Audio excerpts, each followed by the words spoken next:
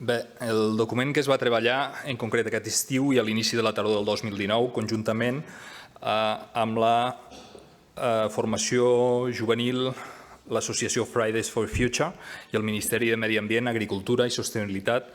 Aquesta proposta d'acord ens recorda que ja la mateixa Constitució ens exposa que l'Estat ha de vetllar per la utilització racional del sòl i dels recursos naturals, així com ha de garantir a les generacions futures l'equilibri ecològic racional en l'atmosfera, l'aigua i la terra. En aquest sentit, i tenint en compte que l'escalfament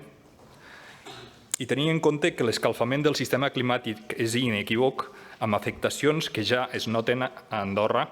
demanem sumar-nos a les ja moltes iniciatives arreu del món a la declaració d'emergència climàtica.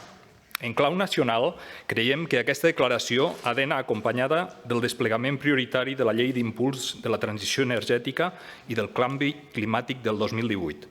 una llei capdavantera i innovadora aprovada per unanimitat el passat octubre del 2018 en aquest hemicicle. En aquest sentit, amb aquesta proposta d'acord, demanem que el Consell General en ple aprovi el compromís de reduir les emissions anuals de gasos d'efecte hivernacle en un número del 37% el 2030 i impulsar la transició cap a la neutralitat de carboni. Per aquesta raó, encomanem al Govern a dur a terme una sèrie d'accions en el marc dels Objectius de Desenvolupament Sostenible, ODS.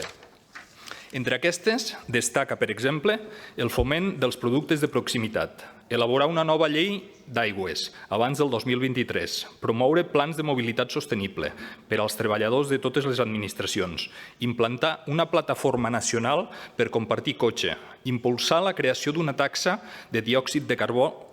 finalista, destinar la taxa de tinença de vehicles a un fons verd, fomentar la producció elèctrica nacional de manera que el 2030 representi un terç del total de la producció. La prohibició dels plàstics d'un sol ús a partir del 2021. Així mateix,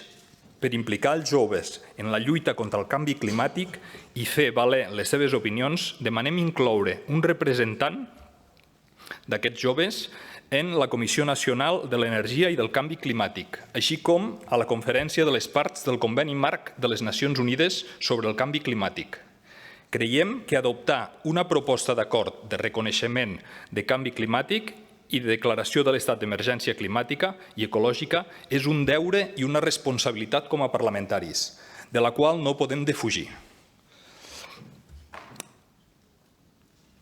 Cal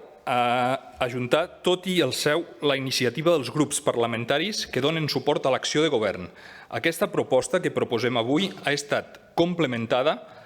per aportacions del grup socialdemòcrata, les quals hem arribat a completar i millorar el document inicialment consensuat i el qual ja va deixar molt satisfets els integrants, tant de l'associació Fridays for Future, que des d'aquí els vull agrair la molta col·laboració que hem tingut i que hem treballat conjuntament, així com amb el Ministeri de Medi Ambient. Accions decidides per impedir el proper escalfament local i el canvi climàtic que afectarà tot el planeta. Per totes aquestes raons, senyors i senyores consellers, us demanaria a tots plegats un vot favorable per a aquesta proposta d'acord, al meu entendre cabdal pel futur del nostre planeta. Gràcies, senyora síndica.